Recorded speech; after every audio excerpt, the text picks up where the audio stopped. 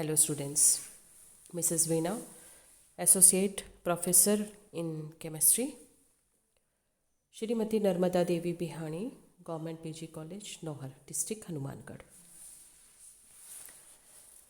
आज का टॉपिक है केमिकल रिएक्शंस ऑफ एल्कीन्स।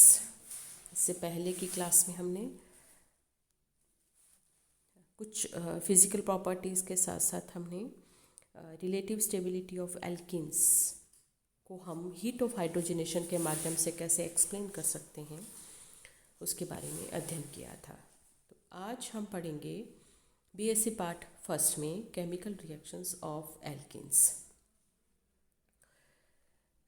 जैसा कि आप सब जानते हैं कि एल्कीन्स में कार्बन कार्बन डबल बॉन्ड होता है, जिसमें एक सिग्मा तथा एक पाई बॉन्ड पाया जाता है। अब इसमें इम्पॉर्टेंट पॉइंट ये है कि सिग्मा बॉन्ड के इलेक्ट्रॉन्स लोकलाइज्ड होते हैं, स्थानीकृत होते हैं, जबकि पाई बॉन्ड के इलेक्ट्रॉन्स विस्थानीकृत होते हैं यानी डीलोकलाइज्ड होते हैं। तो किसी अभिकर्मक की उपस्थिति में पाई इलेक्ट्रॉन पेयर किसी एक कार्बन परमाणु पर अस्थायी रूप से विस्थापित हो जाते हैं।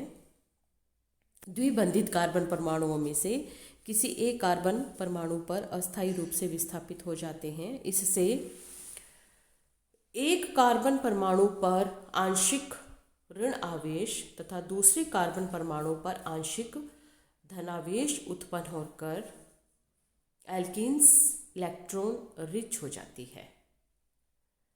अतः जब केमिकल रिएक्शंस, विशेष रूप से जब एडिशन रिएक्शन होती हैं, तो सर्वप्रथम एक इलेक्ट्रोफाइल का योग होता है।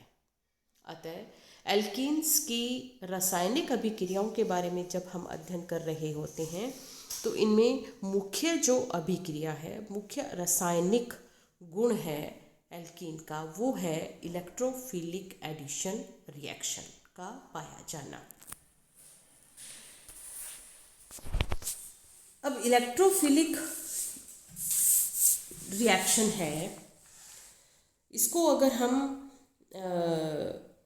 एनर्जी के माध्यम से देखें यानी ऊर्जा की दृष्टि से हम देखते हैं तो ये योगात्मक अभिक्रियाएं यानी एडिशन रिएक्शंस एल्कीन की ये एक्सोथर्मिक होती हैं।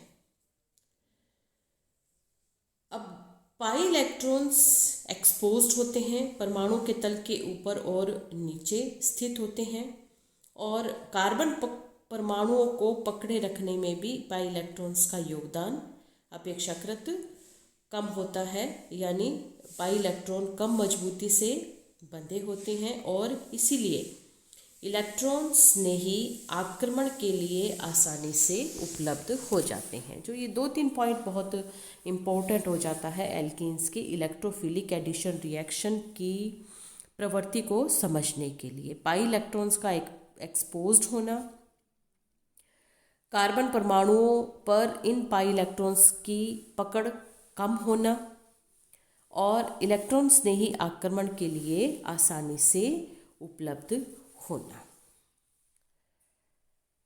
अगर इनकी addition reaction, electrophilic addition reaction की क्रियाशीलता को अगर हम देखें तो अधिक शाखित एल्कीन्स अधिक क्रियाशील होती हैं बजाय के कम शाखित एल्कीन्स। तो इस दृष्टि से अगर हम देखें तो एथीन की क्रियाशीलता अपेक्षाकृत सबसे कम होती है, क्योंकि एल्काइल ग्रुप्स ये प्लस आई प्रभाव दर्शाते हैं, इलेक्ट्रॉन को प्रतिकर्षित करने वाले ये समूह होते हैं। तो इलेक्ट्रॉन स्नेही योगात्मक अभिक्रियाओं में एल्कीन की क्रियाशीलता इलेक्ट्रॉनों की उपलब्धता पर निर्भर करता है।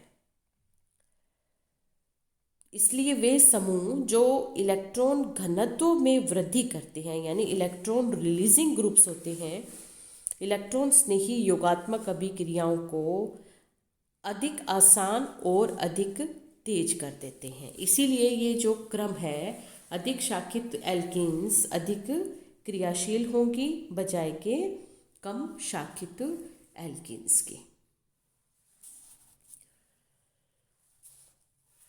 अगर हम इनकी क्रियाविधि यानी मैकेनिज्म को देखें तो इलेक्ट्रॉन्स ने ही सर्वप्रथम एल्कीन के पाई इलेक्ट्रॉन अभ्र पर, जो कि लंबवत होता है उस अणु के इलेक्ट्रॉन क्लाउड तल के ऊपर और तल के नीचे होता है, आक्रमण करके सबसे पहले एक पाई कॉम्प्लेक्स बनाता है।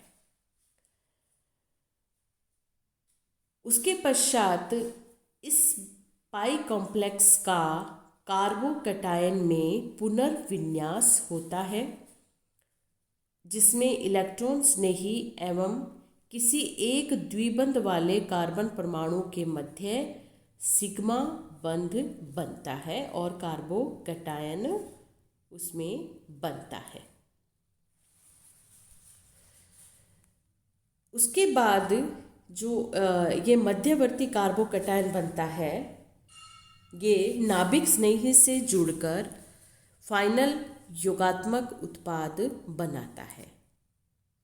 तो इस स्टेप में इलेक्ट्रोफिलिक एडिशन रिएक्शन होती है, यानी पहले इलेक्ट्रॉन स्नेही का पाई इलेक्ट्रॉन क्लाउड पर आक्रमण करना, पाई कॉम्प्लेक्स का बनना, पुनर्विन्यास होकर कार्बोकैटायन का बनना और कार्बोकैटायन नाभिक स्नेही से जुड़कर योगात्मक उत्पाद बनाना। तो इन अभिक्रियाओं के वेग निर्धारक पद में कार्बन कार्बन डबल बॉन्ड पर इलेक्ट्रॉन स्नेही का योग होता है, अतः ये अभिक्रियाएं इलेक्ट्रॉन स्नेही योगात्मक अभिक्रियाएं कहलाती हैं। मैं पुनः रिपीट करती हूँ, ये बहुत इम्पॉर्टेंट है कि इन अभिक्रियाओं के वेग निर्धारक पद में कार्बन कार्बन डबल बॉन्ड पर एक इलेक्ट्रोफाइल का योग होता है, अतः ये अभिक्रियाएं इलेक्ट्रोफिलिक एडिशन रिएक्शन कहलाती हैं। अब हम कुछ एग्जाम्पल लेते हैं। सबसे पहले इसमें आता है एडिशन ऑफ हाइड्रोजन। तो हाइड्रोजनीकरण की ऊष्मा जो हमने पहले पढ़ी है कि हाइड्रोजनीकरण की ऊष्मा एल्कीन का स्थायित्व जिस पर निर्भर होता है, एल्कीन की स्टेबिलिटी इस पर निर्भर होती है। तो एल्कीन के डबल बॉन्ड पर सूक्ष्म विभाजित संक्रमण धातु उत्प्रेरक जैसे यानी ट्रांजिशन मेटल कैटलिस्ट जैसे निकल, पैलेडियम, सोडियम और रुथेनियम आदि की उपस्थिति में हाइड्रोजन के एडिशन से संगत एल्केन बनता है और यह अभिक्रिया उत्प्रेरित हाइड्रोजनीकरण कहलाती है। यह एक ऊष्माक्षेपी अभिक्रिया है तथा इसमें सामान्यतया 30 किलो कैलोरी प्रति मोल ऊर्जा मुक्त होती है। जैसे एक जनरल रिएक्शन आप देख रहे हैं, निकल कैटलिस्ट 200 से 250 डिग्री सेंटीग्रेड तापमान पर यह एल्केन बनाता है और ये एक हाइड्रोजनीकरण की ऊष्मा की वैल्यू आप देख रहे हैं इसमें 30.3 किलो कैलोरी प्रति मोल। कुछ एग्जाम्पल, एथेन के हाइड्रोजनीकरण से एथेन बनता है और 1 ब्यूटीन के हाइड्रोजनीकरण से N ब्यूटीन का निर्माण होता है। तो ये अभिक्रिया यानी जो हाइड्रोजन का योग है, हाइड्रोजनीकरण की जो अभिक्रिया है, ये रासायनिक अधिशोषण के द्वारा संपन्न होती है। कीमीजॉर्प्शन के माध्यम से ये अभिक्रिया संपन्न होती है, जिसके फलस्वरूप मेटल तथा हाइड्रोजन के मध्य एक केमिकल बॉन्ड बनता है। तो ये 3 स्टेप में पूरी होती है। पहला होता है हाइड्रोजन अणु का धातु सतह पर अधिशोषण, फिर सेकंड आता है एल्कीन का धातु सतह पर अधिशोषण और थर्ड होता है इसमें हाइड्रोजन अणुओं का एल्कीन पर योग। और ये जो कैटालिटिक हाइड्रोजनेशन है, इसमें दोनों हाइड्रोजन परमाणु एल्कीन के एक ही ओर से जुड़ते हैं, तो इस प्रकार से हमें सिन एडिशन प्रोडक्ट प्राप्त होता है। सेकंड है एडिशन ऑफ हैलोजन।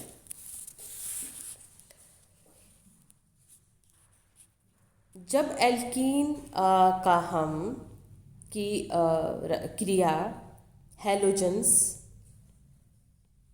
जैसे क्लोरीन और ब्रोमीन या CCl4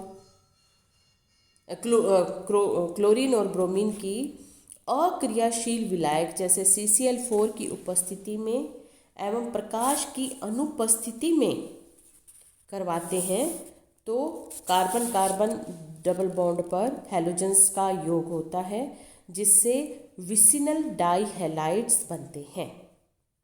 निकटवर्ती या इन्हें विसिनल डाई हैलाइड कहा जाता है। ये एक जनरल रिएक्शन आप देख रहे हैं, डाई हैलो एल्कीन। एग्जाम्पल है इसमें एथीन पर ब्रोमीन का योग से 1,2 डाइब्रोमो एथीन और प्रोपीन पर 1,2 डाइब्रोमो प्रोपीन का निर्माण होता है।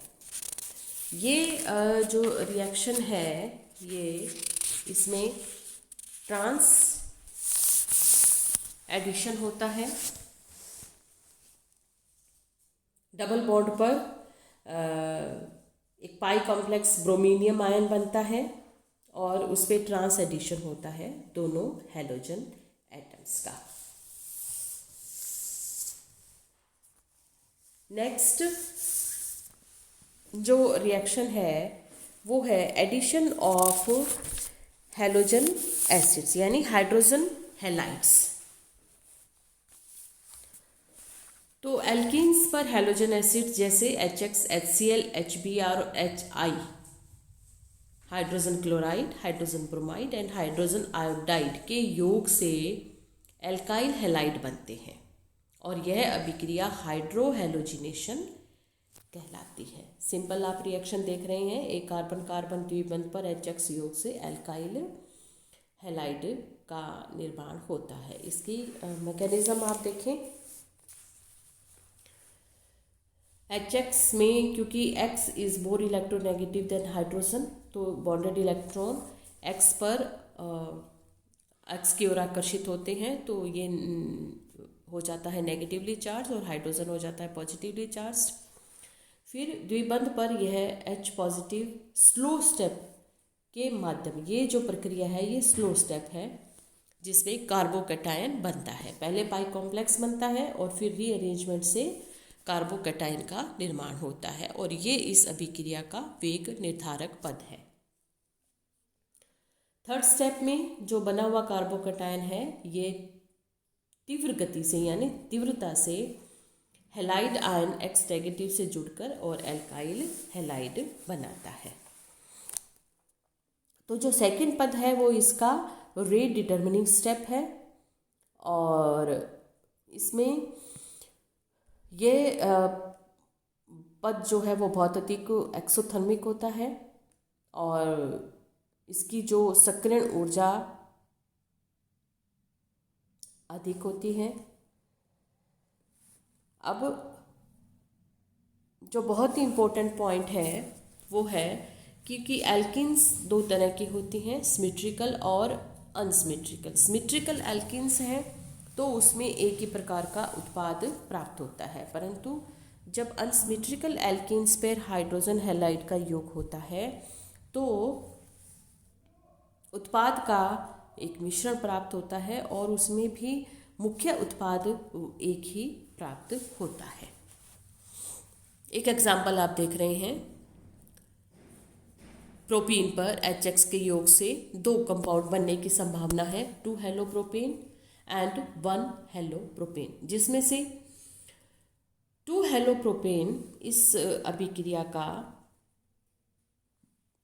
मुख्य उत्पाद होता है और यह प्रायोगिक रूप से भी सिद्ध हुआ है कि इस अभिक्रिया में 2-हेलोप्रोपेन मुख्य उत्पाद बनता है।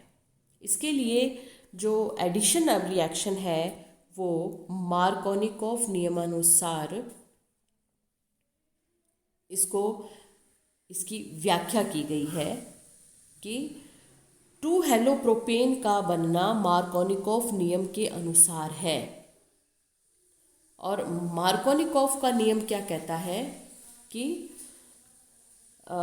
हाइड्रोजन हैलाइड का एक असममित एल्कीन पर योग इस प्रकार होता है कि हाइड्रोजन, जो कि एक पॉजिटिव भाग है, धनात्मक भाग है, कार्बन कार्बन द्विबंध के उस कार्बन से जुड़ता है जिस पर पहले से अधिक संख्या में हाइड्रोजन परमाणु उपस्थित हो। या इसको हम दूसरी तरह से भी कह सकते हैं कि हाइड्रोजन परमाणु, नहीं, इसको हम इस प्रकार से भी कह सकते हैं कि हैलोजन परमाणु, जो कि नेगेटिव पार्ट है, उस कार्बन परमाणु से जुड़ता है जिस पर कम संख्या में हाइड्रोजन परमाणु उपस्थित होते हैं। तो इस प्रकार से जब प्रोपीन का हाइड्रोजन ब्रोमाइड का योग होता है प्रोपीन पर, तो मुख्य उत्पाद बनता है, वो बनता है 2-ब्रोमोप्रोपेन। अब मैकेनिज्म अगर आप देखें तो इलेक्ट्रोफाइल का आक्रमण होता है, पाई कॉम्प्लेक्स बनता है, और पाई कॉम्प्लेक्स जब बनता है तो उससे कार्बोकैटायन के बनने की दो तरह की संभावना होती है। एक संभावना जिसमें प्राइमरी कार्बोकैटायन बने और दूसरी संभावना है जिसमें सेकेंडरी कार्बोकैटायन बने। अब कार्बोकैटायन की जब स्थायित्व की बात आती है तो सेकेंडरी कार्बोकैटायन प्राइमरी कार्बोकैटायन से अधिक स्थायी होता है, उससे अपेक्षाकृत कम ऊर्जा स्तर पर होता है। इसलिए तो जो अधिक स्थायी कंपाउंड बनेगा, यानी जो न्यूक्लियोफाइल जो आक्रमण करेगा, वो उसकी अधिक संभावना होगी अधिक स्थायी कार्बोकैटायन पर उसका आक्रमण हो, जो कि है सेकेंडरी कार्बोकैटायन। तो जो मुख्य का उत्पाद इसमें बनेगा वो बनेगा 2-ब्रोमोप्रोपेन। 2-ब्रोमोप्रोपेन।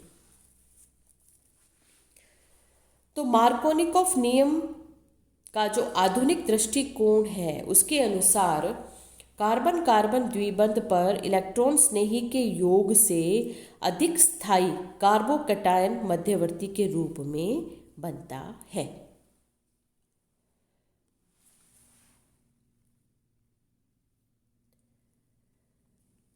अब इसके साथ साथ एक एंटी मार्कोनिकॉफ एडिशन पर ऑक्साइड इफेक्ट, जिसके माध्यम से मुख्य जो उत्पाद है वो बनेगा 1-ब्रोमोप्रोपेन। इसे पर ऑक्साइड इफेक्ट कहते हैं। एक हैरिश एंड मायो साइंटिस्ट हुए, उन्होंने एल्कीन की HBr के साथ अभिक्रिया पर ऑक्साइड की उपस्थिति में कराई तो HBr का कार्बन कार्बन द्विबंध पर योग मार्कोनिकॉफ नियम के विपरीत होता है। तो पर ऑक्साइड की उपस्थिति में उत्पाद बनता है 1-ब्रोमोप्रोपेन, और पर ऑक्साइड की अनुपस्थिति में जो उत्पाद बनता है, जो कि मार्कोनिकॉफ नियमानुसार है, वो बनता है 2-ब्रोमोप्रोपेन। अब जो एंटी मार्कोनिकॉफ नियम पर ऑक्साइड की उपस्थिति में होने के कारण इसे पर ऑक्साइड इफेक्ट भी कहा जाता है। और बहुत ही इम्पोर्टेंट बात यह है कि पर ऑक्साइड की उपस्थिति में एल्कीन की HBr के साथ क्रिया कराने पर ही होता है। HF, HCl या HI की पर ऑक्साइड की उपस्थिति में एल्कीन के साथ क्रिया कराने पर नहीं होता है। परऑक्साइड की उपस्थिति में एल्कीन से हाइड्रोजन फ्लोराइड, हाइड्रोजन क्लोराइड एवं हाइड्रोजन आयोडाइड की मुक्त मूलक योगात्मक अभिक्रिया ऊर्जा के दृष्टिकोण से संभव नहीं हो पाती है, क्योंकि HCl की बॉन्ड एनर्जी है 103 किलो कैलोरी, HBr की है 89 किलो कैलोरी। तो HCl बॉन्ड HBr बॉन्ड से अधिक मजबूत होता है, अतः यह बंध एक एल्कोक्सी मूलक से नहीं टूट पाता है। HI की बॉन्ड एनर्जी 71 किलो कैलोरी है, यद्यपि HBr की जो एनर्जी है 89 किलो कैलोरी पर मोल से कम है, यानी कि बॉन्ड HBr से HI का बंध कमज़ोर है, अतः आसानी से टूटकर आयोडीन मूलक बन जाते हैं, परंतु ये आपस में ही संयुक्त होकर आयोडीन अणु बना लेते हैं। अतः परऑक्साइड की उपस्थिति में केवल HBr के साथ ही ये अभिक्रिया संभव हो पाती है। तो परऑक्साइड की उपस्थिति में ये अभिक्रिया फ्री रेडिकल मैकेनिज्म के माध्यम से संपन्न होती है, एंटी मार्कोनिकॉफ नियम के अनुसार। तो इसमें 3 स्टेप होते हैं जो आज तक आपने पढ़े हैं कि किसी भी मुक्त मूलक क्रिया विधि के 3 पद होते हैं। पहला पद है चेन इनिशिएशन, चेन श्रृंखला का प्रारंभ पद। तो परऑक्साइड अणु के समांश विखंडन से 2 एल्कोक्सी मूलक प्राप्त होते हैं। ये आप फर्स्ट देख रहे हो, एल्कोक्सी रेडिकल्स। जो एल्कोक्सी मूलक बना हुआ एल्कोक्सी मूलक हाइड्रोजन ब्रोमाइड के हाइड्रोजन मूलक को निकालकर ब्रोमीन रेडिकल बना लेता है। बहुत इंपॉर्टेंट पॉइंट है चेन इनिशिएशन स्टेप कि परऑक्साइड अणु का समांश विखंडन होना और एल्कोक्सी रेडिकल्स का बनना। एल्कोक्सी रेडिकल्स का हाइड्रोजन ब्रोमाइड के साथ रिएक्शन होने पर उसके हाइड्रोजन को निकालकर ब्रोमाइड मूलक बनाना, ये है चेन इनिशिएशन। नेक्स्ट आता है चेन प्रोपेगेशन की बना हुआ स्थायी मुक्त मूलक जो ब्रोमीन मुक्त मूलक है, ये द्विबंधित कार्बन परमाणु से जुड़कर अधिक स्थायी मुक्त मूलक बनाते हैं, कार्बन मुक्त मूलक बनाते हैं। तो ये 2 संभावना रहती है, 2 मुक्त मूलक बनने की संभावना। पहला है सेकेंडरी फ्री रेडिकल बनना, यानी कार्बन परमाणु कार्बन द्विबंध का कार्बन 1 से जुड़ के और द्वितीयक मुक्त मूलक बनाना। और दूसरी संभावना रहती है कि ब्रोमीन सेकंड कार्बन से जुड़कर प्राइमरी मुक्त मूलक बनाए। तो इन 2 संभावनाओं में जब देखें तो जो सेकेंडरी फ्री रेडिकल होता है वो प्राइमरी फ्री रेडिकल से अधिक स्थायी होता है। परिणाम स्वरूप जो ब्रोमीन रेडिकल है वो कार्बन 1 से जुड़ता है और अधिक स्थायी द्वितीयक फ्री रेडिकल प्राप्त होता है। तो इस स्टेप में जो द्वितीयक फ्री रेडिकल है वो HBr के साथ रिएक्ट करके हाइड्रोजन का योग होता है और ब्रोमीन फ्री रेडिकल पुनः प्राप्त होता है, और ये अभिक्रिया लगातार चलती रहती है जब तक कि उस अभिक्रिया के लिए प्रोपेन और हाइड्रोजन ब्रोमाइड उपलब्ध रहते हैं। लास्ट स्टेप इसका जो लास्ट स्टेप है, थर्ड स्टेप जो होता है वो चेन टर्मिनेशन स्टेप, यानी श्रृंखला अभिक्रिया का समापन। तो उस अभिक्रिया में बचे हुए फ्री रेडिकल आपस में क्रिया करके उदासीन अणु बना लेते हैं और अभिक्रिया का समापन होता है। तो इस प्रकार से ये बहुत ही इम्पोर्टेंट है। इसमें हाइड्रोजन हैलाइड का योग, जिसमें 2 विधियों से मार्कोनिकॉफ एंड परऑक्साइड इफेक्ट के माध्यम से हमने इसे पढ़ा और इसे समझा। नेक्स्ट आता है रिएक्शन, इसमें addition of hypohalous acid HOX का योग। तो एल्कीन की जल की उपस्थिति में हैलोजन क्लोरीन एवं ब्रोमीन के साथ अभिक्रिया कराने पर हैलोहाइड्रिन बनते हैं।